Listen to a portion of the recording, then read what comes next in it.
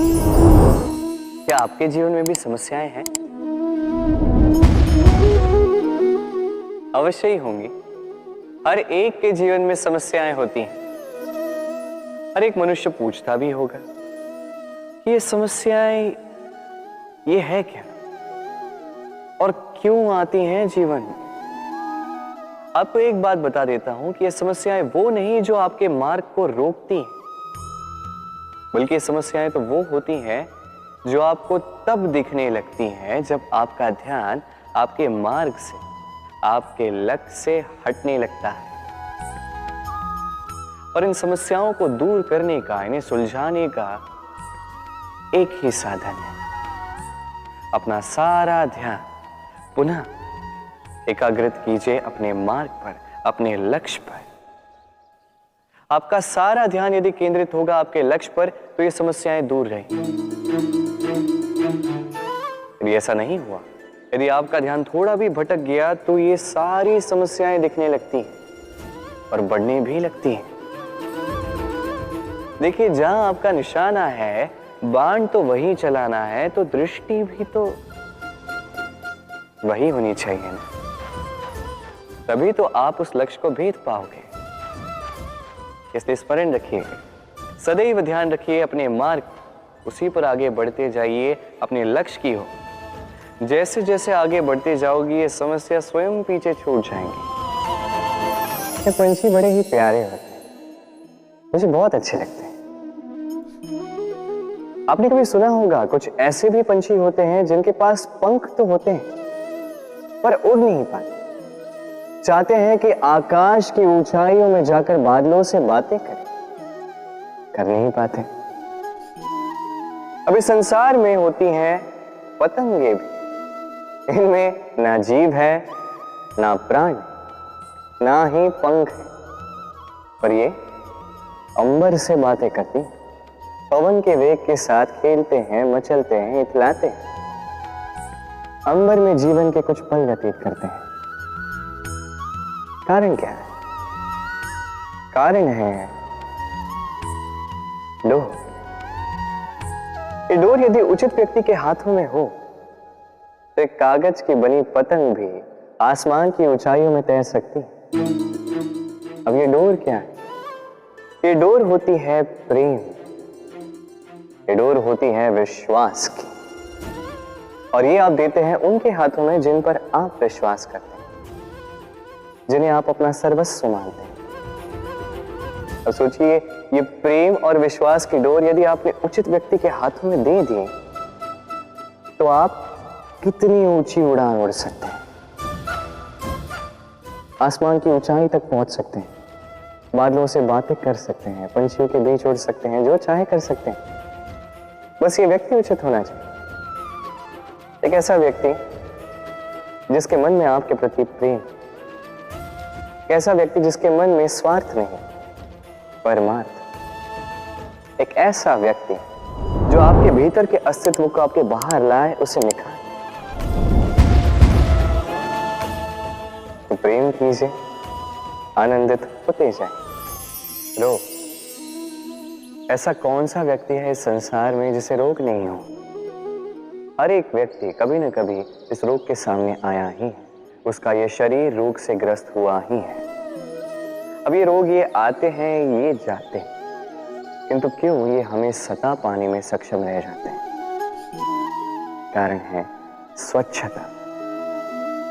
यदि स्वच्छता इस तन में नहीं होगी तो व्यक्ति शारीरिक रूप से पीड़ा सहेगा। अब उसी प्रकार अति आवश्यक है कि ये स्वच्छता ये मन में भी हो। यदि ये स्वच्छता मन में ना हुई तो व्यक्ति चारित्रिक रूप से पीड़ा सहता। अब इसका निवारण क्या? बड़ा ही सरल है इसका निवारण। यदि रोग तन में है तो सर्वप्रथम स्वच्छता रखना सीखिए, इस शरीर को स्वच्छ रखना सीखिए। समझदारी के साथ डट कर इस रोग का सामना करें, भयभीत होने की आवश्यकता नहीं। व्यायाम करते रहें, सब ठीक होगा। उसी प्रकार यदि ये रोग ये मन में हो तो क्या करें? सर्वप्रथम आधार पर ध्यान दें। आपका आधार है आपका आहार। जो आप खाओगे वही आप बनोगे।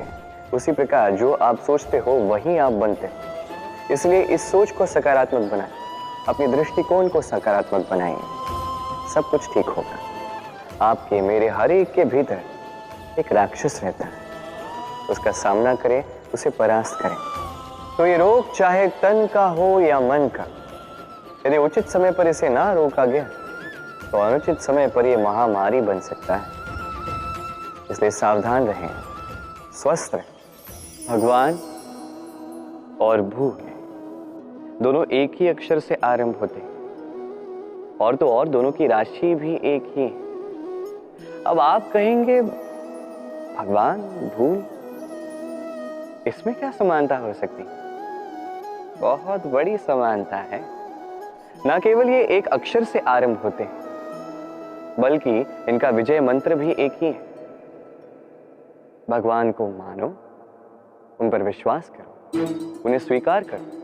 ये करोगे तो मन की दृष्टि से भगवान देख ही जाते हैं और वो आपको संपन्न कर देते हैं। यही भूलों के साथ भी है। अपनी स्वयं की भूलों को मानो, स्वीकार करो, सब कुछ अपने आप ही स्पष्ट रूप से दिखने लगता है। जिस दिन आप अपनी भूल स्वीकार करना सीख जाते हैं, उसी दिन से प्रक्रिया आरंभ होती है अपनी भूल को स्वीकार करने की। आप समझ जाते हैं कैसे अपनी भूलों को सुधारना है। स्मरण रखिए, स्वयं को श्रेष्ठ बनाने के लिए अपनी भूलों को स्वीकारना आवश्यक है। इस जीवन में शांति लाने के लिए ईश्वर को स्वीकार करना आवश्यक है। सदैव अपने गुण और अपने दोष स्मरण रखिए, आजीवन सुखी रहोगे। हम सदैव चाहते हैं कि ये संसार हमें ज्ञानी कहे, बुद्धिमान कहे, समझदार कहे, किंतु मूर्ख कभी न कहे। मूर्ख इस शब्द से सभी कतराते, दूर भागते हैं, किंतु एक सत्य से सभी अनजान हैं। मूर्ख बनना बुद्धिमान बनने की ओर पहला कदम होता है। आप बड़े से बड़े दिग्गज ज्ञानी के साथ बैठ जाइए, कितनी भी बातें कर लीजिए, कितना भी ज्ञान बांट लीजिए, अनुभव मूर्ख बनने के पश्चात ही प्राप्त होता है कि नहीं? मूर्ख बनने के पश्चात आपको यह समझ में आता है कि क्या नहीं करना चाहिए। ज्ञानी आपको यह बताते हैं कि क्या करना चाहिए, और इस संसार में क्या करना चाहिए से कहीं बड़ा ज्ञान होता है कि क्या नहीं करना चाहिए।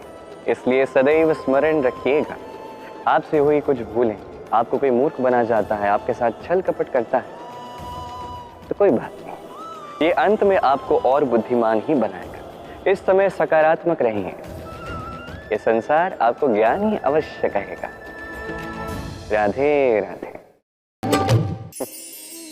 संसार में ऐसा कोई पर्वत नहीं जो इतना ऊंचा हो कि मनुष्य उसके शिखर तक पहुंच न पाए, उसे लांघ न सके। इस संसार में ऐसा कोई सागर नहीं जो इतना गहरा हो कि मनुष्य उसके तले को छूकर पुनः लौट कर आ न सके। एक छोटी सी बूंद पर्वत के शिखर पर पिघल कर बहने लगती है और देखते ही देखते वो महानदी गंगा में परिवर्तित हो जाती है। कारण क्या है? कारण है प्रयास, प्रारब्ध नहीं। ये प्रयास ही निश्चित करते हैं आपका प्रारब्ध क्या होगा। ये सारा खेल प्रयास और प्रारब्ध का ही है। आपके जैसे प्रयास होंगे वैसा प्रारब्ध आपका होगा। और यदि आपके ये प्रयास ऊंचे हो तो प्रारब्ध को तो आपके समक्ष झुकना ही है। क्यों? कई बार मनुष्य अतीत को देखता है, आज अहंकार में भर जाता है। कभी वर्तमान को देखता है, भविष्य के विषय में सोचता है, मद में चूर हो जाता है। क्यों नहीं समझ पाता एक सरल सी बात? ये सृष्टि जो है, ये सृष्टि एक चक्र है जो बार बार आपको दोहराएगी, कठिन से कठिन परीक्षाओं पे आपको उतारेगी, जिस पर आपको उत्तीर्ण होना ही है। जो कल था वो आज नहीं है, ये सभी को ज्ञात है। जो आज है वो कदाचित कल नहीं होगा, ये भी आपको मानना होगा एक मुस्कुराहट के साथ। आपको शांत रहना है और कभी भी इस मन में अहंकार उत्पन्न होने नहीं देना है। बनिए उस हिमखंड की भांति। कदाचित वो इसलिए इतना ठंडा रहता है क्योंकि उसे ज्ञात है वो कल जल के रूप में था, आज बर्फ के रूप में तो है, किंतु कल पुनः वो जल के रूप में ही जाएगा। स्वयं को शांत रखें। कदाचित आज आप सफलता के शिखर पे हो, कदाचित ना। आपको हर एक दिन अवश्य देखना है। बस निरंतर प्रयास करते रहिए, हर परिस्थिति के लिए सज्ज रहिए और इसे संतुलन बनाएं। आपका कल हो आज या कल, आपके अच्छे दिन हो या बुरे दिन, सब पवित्र हो जाएंगे। संसार में कई बार ऐसा होता है, हम बड़ी समस्या में होते हैं, विपदा में होते हैं, और वो लोग जो हमारे समीप होते हैं, हमारे अपने होते हैं, वो हमारा त्याग कर चले जाते हैं। हम ऐसे में दुखी हो जाते हैं, निराश हो जाते हैं, फिर स्वयं चलकर उस समस्या से बाहर आते ही हैं। अब परिस्थिति चाहे जो भी हो, वो लोग जिन्होंने ऐसे समय पे आपका त्याग किया, उनसे क्रोधित होना, उनसे रुष्ट होना, ये अनुचित है। मैं तो कहता हूं कृतज्ञ रहिए। मैं तो कहता हूं उन्हें धन्यवाद कहिए कि उन्होंने ऐसे समय पे आपका साथ छोड़ा जब आपको उनकी सबसे अधिक आवश्यकता थी। क्योंकि या तो उनको विश्वास था कि आप स्वयं इस विपदा से बाहर चलकर आएंगे, या तो उनके त्याग के कारण आपने स्वयं का प्रोत्साहन बढ़ाया, स्वयं की शक्ति बढ़ाई और स्वयं उस आग से चलकर बाहर आए। अपने बुरे समय को आपने अपना अच्छा समय बनाया। अंत में आप और शक्तिशाली हो जाते हैं और श्रेष्ठ हो जाते हैं, और यही तो आपकी विजय है, जिसका कारण है उनका साथ छोड़ना। तो उन्हें धन्यवाद कहिए। धन किसी के लिए मोह है तो किसी के लिए मान, किसी के लिए भाग्य है तो किसी के लिए कर्मों की इच्छा है। देखा जाए तो यह धन कहीं ना कहीं मनुष्य के लिए अत्यंत आवश्यक भी, और इसलिए मनुष्य जो है अपना समस्त जीवन व्यतीत करता है इस धन को अर्जित करने। अनेक मनुष्य ऐसे भी होते हैं जिनका समस्त जीवन इसी धन में बीत जाता है। हर एक मनुष्य प्रयास करता है कि वो धनी बने, अधिक से अधिक धन अर्जित कर सके, संपन्न बना रहे। और ऐसा क्यों ना? क्योंकि यही एक वस्तु है जो आदान प्रदान व्यवहार में काम आती है। प्रयास हर मनुष्य करता है, धन अर्जित हर मनुष्य नहीं कर पाता। कारण ये कि मनुष्य सोचता है मेरे पास कुछ धन आ जाए तो मैं कुछ करके दिखाऊं। धन सोचता है कि ये मनुष्य कुछ कर दिखाए तो मैं उसके पास आऊं। इसलिए करके दिखाए। ऐसे श्रेष्ठ कर्म कीजिए कि धन स्वयं आपके पीछे भागने लगे। आप यदि धन के पीछे भागोगे तो आप अपना संतोष खो दोगे, किंतु यदि यही धन आपके पीछे भागने लगे तो आप महान कहलाओगे। इसलिए कर्म कीजिए, श्रेष्ठ कर्म कीजिए। ये धन तो फल स्वरूप आपके पीछे आएगा ही आएगा। जीवन क्या है? ये जीवन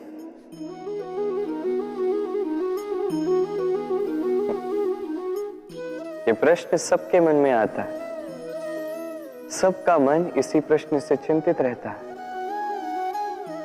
है क्या ये जीवन? इसका उद्देश्य क्या है? करे क्या है इस जीवन में? क्या ये जीवन कुछ पाना है या ये जीवन कुछ खोना है? क्या ये जीवन वो है जहां हमें परमात्मा के पीछे जाना है या हमें स्वयं को अपने सपनों के पीछे दौड़ाना है? क्या है ये जीवन? ये जीवन अत्यंत सरल है, एक शांत जल की भांति है, एक दर्पण की भांति है। ये जीवन है ठीक एक दर्पण की भांति। दर्पण क्या करता है? आपको वही दिखाता है जो आप करते हैं। आप मुस्कुराकर दर्पण में देखिए, दर्पण आपको आप ही का मुख दिखाएगा मुस्कुराते हुए। आप रूठ कर दर्पण में देखिए, दर्पण आपको वही दिखाएगा। आप खिलखिलाकर दर्पण में देखिए, दर्पण आपको वही दिखाएगा। यही है जीवन, एक दर्पण की भांति। ये मत सोचिए कि इस जीवन ने आपको क्या दिया है। सोचना ये है कि आपने इस जीवन को क्या दिया।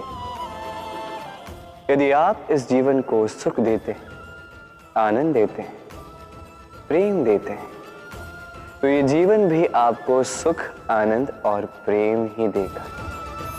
हमारे मन में सदैव एक प्रश्न आता ही, ये जीवन जो ईश्वर ने हमें दिया, एक जीवन ईश्वर ने एक आत्मा दी पृथ्वी पर जीने के लिए। जहां तक हमें ज्ञात है हमारे पास एक ही जीवन है, तो हम अवश्य ये सोचेंगे कि इसको सुधारा कैसे जाए। हर एक व्यक्ति सोचता है कि मैं क्या करूं जिससे ये जीवन सुधर सके, कौन सा कर्म करूं, कौन सा पुण्य करूं, कौन सा शास्त्र पढ़ूं जिससे मुझे वो ज्ञान मिले जिससे मैं अपने जीवन को सुधार पाऊं। समस्त जीवन व्यतीत कर जाता है इन प्रश्नों के उत्तर खोजने में, वो शास्त्र समझने में। कई सारे लोग फिर भी समझ नहीं पाते। चलिए आज मैं आपको एक सरल सी बात बताऊंगा जिससे आप इस जीवन को सुधार सकते हैं। जीवन, जिह्वा, इन दोनों की एक ही राशि। जिह्वा यानी आपकी वाणी, इस वाणी को नियंत्रण में रखें, इसे सुंदर बनाएं, मधुर वाणी रखिए, जितना हो सके इसे सुधारिए, आपका जीवन सुधर जाएगा। क्योंकि ये वाणी ये होती अत्यंत शक्तिशाली, ये एक ऐसा बंधन है जो सामने वाले व्यक्ति को आपके व्यक्तित्व के साथ बांध देता है। तो इस वाणी को सुधारिए, इसे सुंदर बनाइए, आपका जीवन अपने आप ही सुंदर हो जाएगा। शत्रुता, एक व्यक्ति दूसरे व्यक्ति से शत्रुता कर बैठता है। दो घनिष्ठ मित्र, एक समय ऐसा भी आ सकता है जब ये दोनों एक दूसरे के परम शत्रु बन जाते हैं। इसके कई सारे कारण हो सकते हैं, किंतु प्रमुख कारण है आलोचना। जी हां, यदि आप किसी के विषय में आलोचना करते हैं तो हो सकता है वो आपका शत्रु बन जाए। अब मन में एक प्रश्न आ रहा होगा कि ये कैसे संभव है? आलोचना ये तो आवश्यक है। यदि मैं अपने मित्र के बुरे कर्मों के विषय में आलोचना ही नहीं करूंगा तो वो सुधरेगा कैसे? ये सत्य है कि आलोचना आवश्यक है, किंतु उससे अधिक महत्वपूर्ण और आवश्यक है आपका ये निर्णय की ये आलोचना किस स्थान पर करनी है। यदि ये सार्वजनिक रूप से करते हैं तो ये अपमान भी बन जाता है। यदि यही एकांत में करोगे तो ये परामर्श बन जाता है। अपमान कोई स्वीकार नहीं करता, वही परामर्श सभी को अच्छा लगता है। तो यदि आप किसी के लिए कुछ अच्छा चाहते हैं, किसी को सुधारना चाहते हैं और आपको लगता है कि आलोचना आवश्यक है, तो सर्वप्रथम समय, स्थिति और स्थान पर ध्यान रखिए, अन्यथा ये आलोचना आपको बहुत महंगी पड़ सकती है। तो आइए और मेरे साथ प्रेम से कहिए, राधे।